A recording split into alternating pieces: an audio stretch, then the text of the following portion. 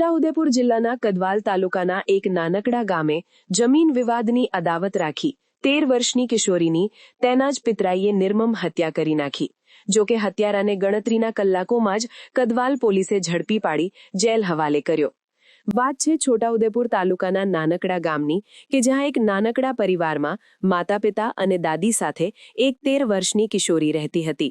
કિશોરીને એક બહેન હતી, ભાઈ ન હતો। જોકે નજીકમાં જ તેનો પિતરાઈ ભાઈ રહેતો હતો। તે તેના ઘરે વારંવાર આવતો, પરંતુ આ જ પિતરાઈ ભાઈ કિશોરીની હત્યા કરશે તેવી તેના માતા પિતાને જરા પણ શંકા ન હતી। 27 ડિસેમ્બરના રોજ બપોરના સમયે કિશોરીના માતા પિતા ખેતરમાં ખેતી કામ માટે ગયા હતા। ઘરમાં કિશોરી અને તેની અંધ દાદી હતી। જ્યારે માતા પિતા ખેતરેથી પરત આવતા કિશોરીની માતાએ સાસુને પૂછ્યું તો તેમણે જણાવ્યું કે કિશોરીએ તેને જમવાનું આપ્યું ન હતું। જેથી માતાએ કિશોરીને પૂછવા જતા તે ઘરમાં ન હતી। જ્યાં કિશોરી બેસતી હતી તે ખાટલા પાસે જતા લોહી પડેલ હતું। લોહી જોતા જ માતાને કંઈક અજુગતું બન્યું હોય તેમ લાગ્યું। લોહીના નિશાન જોતા જોતા તે નજીકના તુવેરના ખેતર પાસે જતા ચોંકી ઉઠી। કિશોરી અર્ધનગ્ન અવસ્થામાં હતી। ગળાના ભાગે અને ગુપ્ત ભાગે તીક્ષ્ણ હથિયારના નિશાન હતા। આ જોતા તેના પિતાને જાણ કરી અને લોકોના ટોળા ભેગા થયા। પોલીસને જાણ કરતા પોલીસે કાયદેસરની કાર્યવાહી હાથ ધરી હત્યારાને શોધી કાઢવાના પ્રયાસો હાથ ધર્યા। પોલીસના સઘન પ્રયાસોને લઈ હત્યારાને ગણતરીના કલાકોમાં જ ઝડપી પાડી જેલના સળિયા ગણતો કરી દીધો। પોલીસની પૂછપરછમાં આરોપીએ જમીન વિવાદને લઈ કિશોરીની હત્યા કરી હોવાની કબૂલાત કરી, જેને લઈ પોલીસે જમીન વિવાદને લઈ હત્યાની ફરિયાદ નોંધી છે। પરંતુ કિશોરીના માતા પિતા અને બહેનનું અને ગામના સામાજિક કાર્યકરોનું પણ એવું કહેવું છે કે જમીનનો કોઈ વિવાદ જ ન હતો। જે હાલતમાં કિશોરી મળી છે તેને લઈ તેના સાથે દુષ્કર્મ થયું છે અને ત્યારબાદ તેની હત્યા કરવામાં આવી છે। ઘરમાં જ તેની હત્યા કરવામાં આવી હતી અને ત્યારબાદ તેને 100 મીટર ઘસડીને તુવેરના ખેતરમાં ફેંકી દેવામાં આવી। ગળાના ભાગે અને ગુપ્ત ભાગે તીક્ષ્ણ હથિયાર વડે ઘા હોવાને લઈ દુષ્કર્મ થયું હોવાની શંકા જોવાઈ રહી છે। નવાઈની વાત એ છે કે કિશોરીના મૃતદેહને જ્યાં ફેંકવામાં આવ્યો હતો તેની નજીકના એક ઝાડ પરથી કિશોરીનો ફોન તોડી નાખેલ હાલતમાં મળી આવ્યો।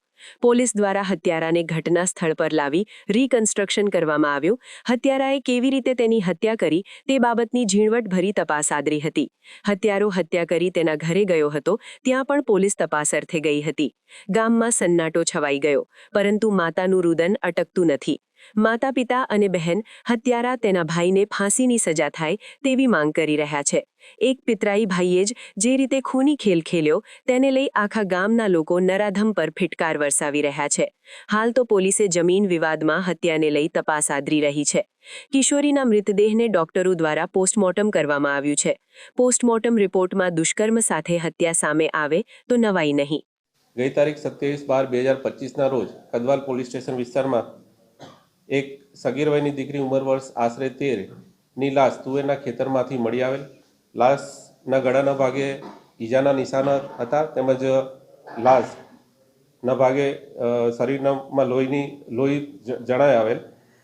આ બાબતે મરણ જનારના પિતાએ કદવાલ પોલીસ સ્ટેશનમાં ફરિયાદ આપતા ખૂનના ગુનાની ફરિયાદ દાખલ કરવામાં આવેલ। આ ગુનાની ફરિયાદમાં અજાણ્યા ઇસમ વિરુદ્ધની ફરિયાદ હોય, ગુનાની ગંભીરતાને ધ્યાનમાં રાખી પોલીસ મહાનિરીક્ષક શ્રી વડોદરા વિભાગ શ્રી સંદીપસિંહ સાહેબ તથા પોલીસ અધિક્ષક શ્રી છોટાઉદેપુર ઇમ્તિયાઝ શેખ સાહેબ નાઓએ આ ગુનો ડિટેક્ટ કરવા સંબંધે જરૂરી સૂચનાઓ આપેલ તેમજ માર્ગદર્શન પૂરું પાડેલ। જે અન્વયે LCB શાખા તેમજ કદવાલ પોલીસ સ્ટેશનની ટીમ દ્વારા ગુનો ડિટેક્ટ કરવા સંબંધે કાર્યવાહી હાથ ધરવામાં આવેલ। દરમિયાનમાં ટેકનિકલ તેમજ હ્યુમન સોર્સ મારફતે આ ગુનો ડિટેક્ટ કરવામાં આવેલો છે। આ ગુનામાં પ્રકાશભાઈ હટુભાઈ રાઠવા નામના ઈસમની સંડોવણી જણાઈ આવેલ છે। આરોપીની ધરપકડ કરવામાં આવેલી છે।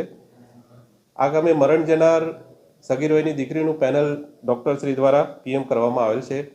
PM નોટ આવવાની બાકી છે। હત્યાનું કારણ પારિવારિક જમીનનો વિવાદ જણાઈ આવેલ છે।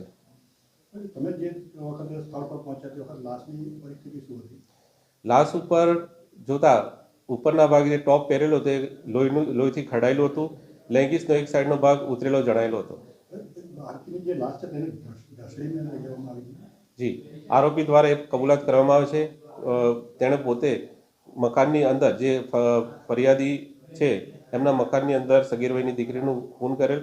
ત્યારબાદ એ લાશને પગ પકડી અને ખેતર સુધી લઈ જઈ અને લાશ છોડી દીધેલી. સવારે આવ્યો તે અહીં શનિવારે સવારે આવ્યો તો એમ તો ત્યાં આવ્યો તે મને હું બોલ્યો કે આજે તું ખેતર में જવા હિંડે તે હો મેં જવા હિંડ્યું તે હા એટલું કહીને ઘેર પૂછોડી નાહી જો તો મારો ધણી 8 વાગ્યો મેં 9 વાગ્યે જી 9 વાગ્યે જી એટલે 1:30 વાગ્યે આવી પછી 1:30 વાગ્યે આવી મારી છોકરીને રોટલો કરી આલીને ગયેલી એટલે ફાળ રોટલો ખાધેલો એટલે દાદીને આલી દીધી કરીને જી એટલે પછી 1 વાગ્યે 1:30 વાગ્યે આવી તે જોયું મારી દાદી શું કહે કે પારુલબેન મને ભૂલતી નહીં કે ખાવા નહીં આલતી તે કેમ નહીં ખાવાતી સંપલ આ પડી સંપલ દરવાજે પડી તો મેં એમ કરીને ગોદડું ઊંચું કર્યું તે મારા હાથમાં લોહી આવીને પગમાં લોહી આવી પછી મેં હોદવા ભાજી મારી છોકરીને મારી નાખી એવું મારો વેમ પડી ગયો તે લોહી જોઈ એટલે મારી નાખી એવો જ વેમ પડે તો પછી હોદવા માંડી તે સંદીપને ઘેર રપટીને જીતે સંદીપ ના મળ્યો તે બૂમ પાડી ના આવી તે ગોવીને એટલો બોલ્યો પછી પાછી ડોટામાં ડોટા આવી એટલે એનો પપ્પો રૂમે જોવા ગયો ને મેં આજુબાજુ રાયડો જોઈ એટલે અહીં જોઈને જી તો મારી છોકરીને ત્યાં મારીને નાખી દીધેલી વેલી એટલું જોઈ સાહેબ. ભાઈ થાય હગવો ભાઈ કાકાનો છોકરો છે. કાર્યક્રમની સાહેબ એટલે હાથમાં લઈને મમ્મીને કહી દે કરીને મારી છોકરીને હુવાળી જગ્યાએ સકા તો કેલી ગાલ્યા એટલે એને ફાંસીનો હુકમ બીજું કંઈ કરવાનું નહીં. મારા છોકરાની મારી જમીન લેતે અને નહીં લેતે પણ મારી છોરીને હાથમાં લીધી એટલે ફાંસીનો હુકમ.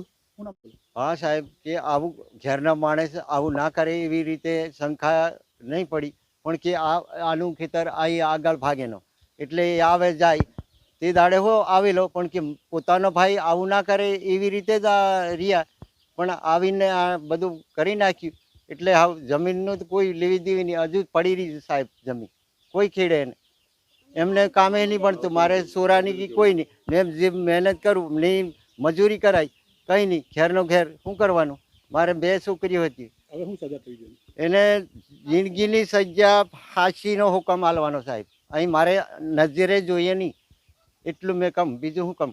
સમાચારની અવનવી અપડેટ જોતા રહો નિખરતા ગુજરાત ન્યૂઝ સાથે. નિખરતા ગુજરાત ન્યૂઝને લાઇક શેર સબસ્ક્રાઇબ કરો અને બેલ આઇકન દબાવીને સમાચારની ઝડપી માહિતી મેળવો.